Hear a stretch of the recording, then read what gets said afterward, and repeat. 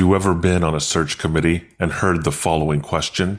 So what's your leadership style? Oh, well, I'm a transformative leader. Oh, really? And what exactly do you transform? Oh, well, everything. I'm a change agent. Oh, just stop. Please just stop. Just stop. Just stop using the term transformational leader, unless you know what transformational leadership really is.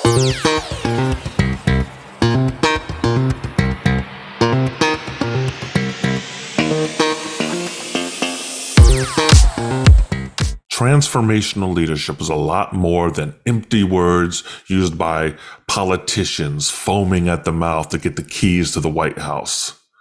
Leadership scholar, political scientist, and presidential historian James McGregor Burns is often cited as the person who coined the term transformational leadership, though it was actually leadership scholar James V. Downton who first introduced the concept of transformational leadership in his book Rebel Leadership in 1973.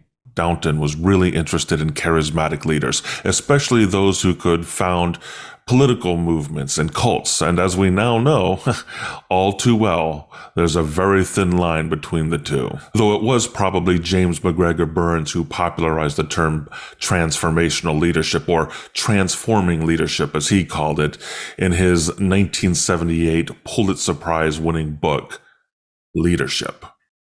And as with any good intellectual idea, others pick up the torch and carry it forward. In this case, it was leadership scholars Avolio and Bass who took McGregor's ideas and formed the full-range leadership model. And so what do you think of the full-range leadership model? The what? The full-range leadership model. The what? Bass and Avolio's full-range leadership model. The what? You said you were a transformational leader. Oh, I am. I'm also a servant leader. Please stop. Even with the servant leadership, please stop. The full-range leadership model that Avolio and Bass developed based on McGregor's work examines leadership along a continuum of behaviors. On one hand of the continuum are the transactional behaviors, some of which have fancy, convoluted names that you'll forget after watching this video. So I won't go into those terms because you're just going to forget them. Suffice it to say, transactional leadership can manifest in a variety of ways, basing your relationship with a follower on rewards and punishment. You do this, I'll give you a raise. You do that, I'm going to fire you. Micromanaging people's work, only interacting with them when they make a mistake. You've probably experienced all of these behaviors at some point if you've ever worked in any organization for a few days. At its most extreme, the Sith Lord Darth Vader is probably a great example of a pure, unadulterated, transactional leader who takes things to the dark side. Lord Vader, the fleet has moved down to flight speed and we're preparing to... You have failed me for the last time, Admiral. Captain Piet. Yes, my lord. Make ready to land our troops beyond their energy field and deploy the fleet so that nothing gets off the system. You are in command now, Admiral Piet. Thank you, Lord Vader. So I want to make it clear that transactional leadership isn't necessarily bad.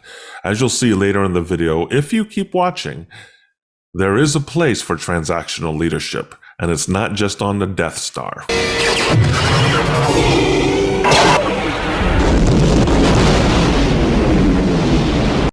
Now, on the other end of the continuum is the transformational leader. Those leaders who inspire and motivate people through a set of 4 key behaviors. And I'm not going to tell you what those 4 key behaviors are just yet. First, you got to subscribe, hit the like button, and keep on watching. How's that for some transactional leadership? And I also want to touch on one other dimension of the continuum before we dive deeply into transformational leadership. The laissez-faire leader, the leader who is completely hands-off and virtually absent, except when you hear him snoring in his office. And like transactional leadership, I want to caution that laissez-faire leadership is a lot more nuanced than it might seem. Yes, laissez-faire leaders can drive their teams crazy because they seem completely checked out and nothing gets done. There's no accountability and everybody feels like they're on a listless ship. But sometimes, and there's always a but when you're dealing with nuance, a laissez-faire approach with some limited direction can empower people and teams to take initiative and solve problems and create innovative solutions on their own. It's nuanced. Like everything, it's nuanced. But we're not here to talk about laissez-faire leadership. That's probably for a different video. We're here to talk about transformational leadership. So maybe it's time I get around to sharing those 4 key behaviors I promised to share with you for liking this video and subscribing to the channel. But first, an important clarification. Most leader and follower relationships, especially in the workplace, begin as transactions.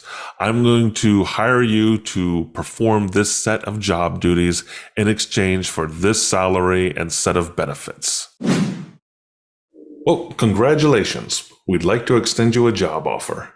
Oh, great. How much? How much stress? Oh, a lot. I guarantee you will not sleep at night. Oh, no. How much money? Not enough. Nope, not nearly enough. But the ideal situation, according to the full range leadership model, is for the transactional relationship to evolve into a transformational one using these 4 key transformational leadership behaviors. He keeps promising those behaviors, but he never seems to deliver. But before I get to these 4 key behaviors, it's important to remember that these are leadership choices along a continuum.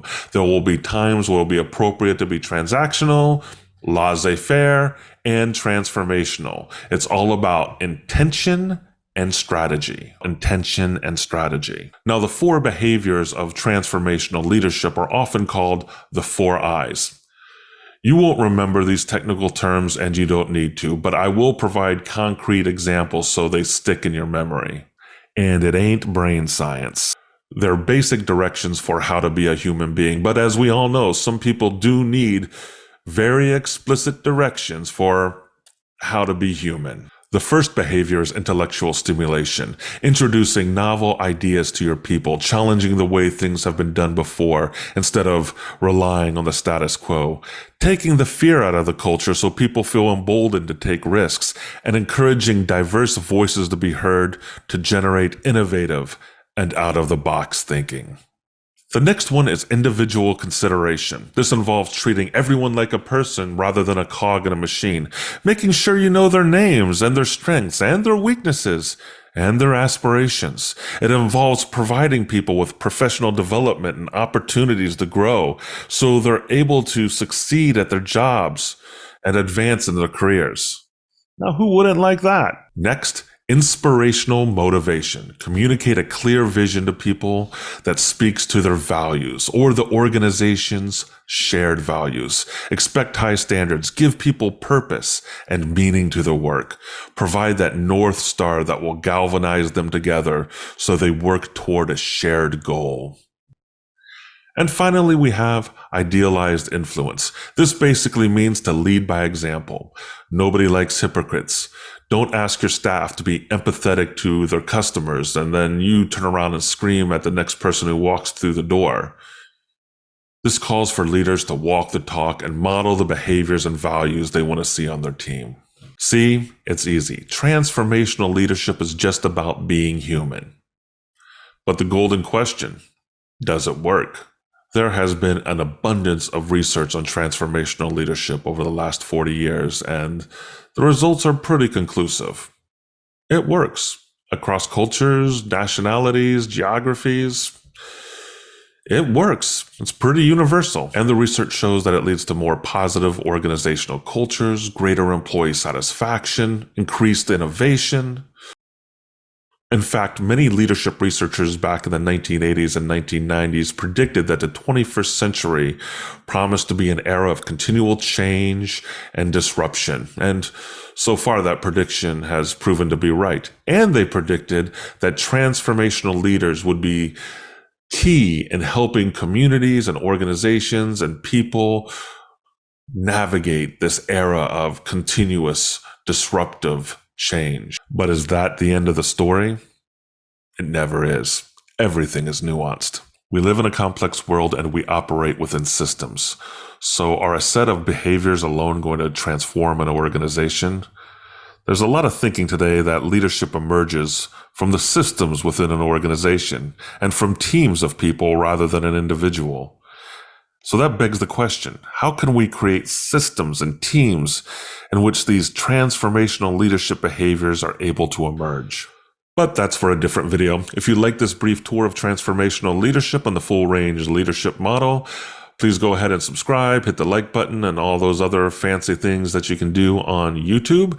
We'll be dropping more videos like this one, as well as more episodes of the Sense and Signal podcast, in which my co-host Joda Jensen and I explore and discuss leadership and sense-making in a complex world.